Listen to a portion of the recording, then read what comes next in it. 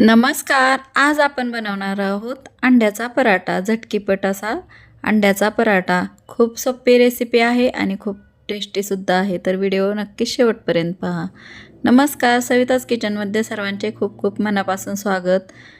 ही अंडा पराठ्याची आपण रेसिपी खूप झटपट आणि टेस्टी अशी बनवणार आहोत. इथे मी 1 कप असा मैदा घेतला आहे आणि मीठ घेतलं आहे चवीनुसार आणि हे चांगलं मिक्स करून घ्यायचं आहे आपल्याला.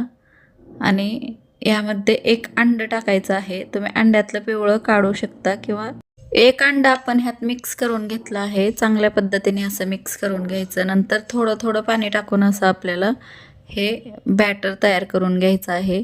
जास्त गुठळ्या होऊ नये म्हणून अगोदर फक्त थोडंसं पाणी टाकून आपण हे मिश्रण तयार करायचं आणि नंतर जास्त पाणी टाकून बॅटर तयार करायचं. गुठळ्या होत नाहीत म्हणजे. ह्या पद्धतीने थोडं थोडं पाणी टाकून आपल्याला हे मिश्रण तयार करायचं आहे. आणि हे तुम्ही बघू शकता ह्या पद्धतीने आपल्याला मिश्रण तयार करायचं आहे. हे पिवळं टाकलेलं अंड्यातलं आहे त्यामुळं हे पिवळं दिसतंय. तर तुम्ही पिवळं ह्यातलं काढून टाकू शकता. तर ह्या पद्धतीने सरसरीत असं बॅटर आपलं तयार आहे. इकडे मी 4 अंडी घेतले आहेत आणि ते फोडून एका मोठ्या भांड्यात घेत आहे. तर ह्या पद्धतीने आपण अंडी फोडून घेतले आहेत. 1 वाटी बारीक चिरलेला कांदा घेतला आहे. हिरवी मिरची कट केलेली टाकली आहे 2 ते 3 अशा. कोथिंबीर थोडी आणि अर्धा चमचा अशी काळी मिरी पावडर टाकली आहे. लाल मिरची पावडर टाकली आहे पाव चमचा अशी. कारण हिरव्या मिरच्या टाकल्या आहेत, जास्तीचं तिखट नको म्हणून थोडीशी लाल मिरची पावडर टाकली आहे. तर इथं एक नॉनस्टिक असा पॅन घेतला आहे. थोडंसं तेल पुसून घेतलं आहे. तेल किंवा तूप तुम्ही पुसून घेऊ शकता. तर ह्यावर असं आपल्याला हे तयार केलेलं बॅटर टाकायचं आहे. तर हे मिश्रण पातळसर व्हायला पाहिजे असं थोडंसं टाकून घ्यायचं आणि डोश्याप्रमाणे सगळीकडे असं पसरवून घ्यायचं.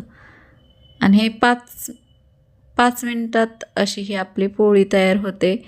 तर 2 मिनिट एकीकडून भाजायचं आणि अर्धा ते 1 मिनिटभर दुसरीकडून असं भाजून घ्यायचं आहे. थोडंसं तूप लावलं आहे वरून आणि ह्या पद्धतीने आपली ही पोळी तयार आहे. तर ही साईडला काढून घेऊया एका ताटामध्ये.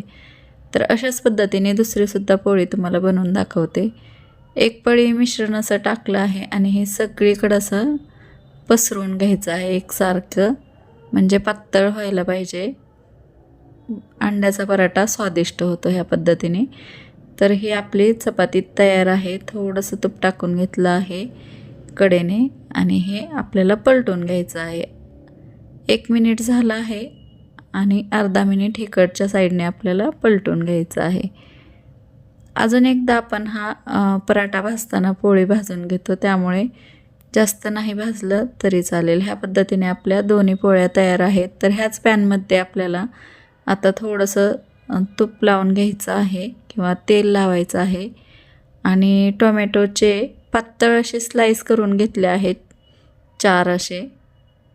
तर हे पाहू शकता ह्या पद्धतीने. आणि वरून आपण तयार केलेले अंड्याचे मिश्रण सोडायचे आहे ह्या पद्धतीने.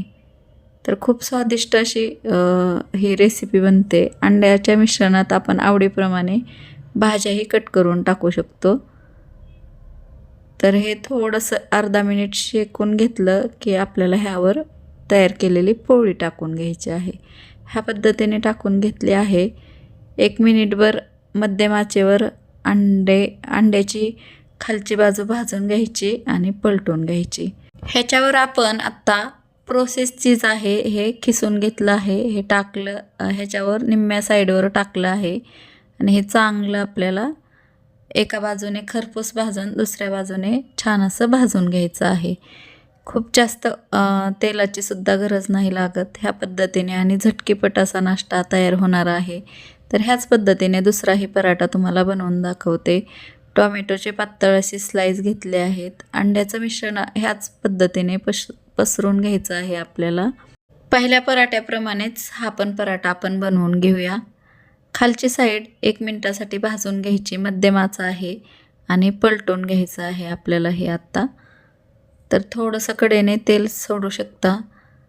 ह्या पद्धतीने थोडंसं दाबून घ्यायचं आणि पलटी करून घेतलं आहे. ह्यावर मी प्रोसेस चीज खिसून टाकलं आहे. ह्याच्या जागी तुम्ही मॉइश्चरला चीज जरी टाकले तरीही चालेल. खूप छान हा अंड्याचा पराठा होतो. हेल्दी पण आहे आणि टेस्टीसुद्धा आहे. जर तुम्हाला मैद्याचं पीठ नको असेल तर त्या जागेवर तुम्ही गव्हाचे पीठसुद्धा घेऊ शकता.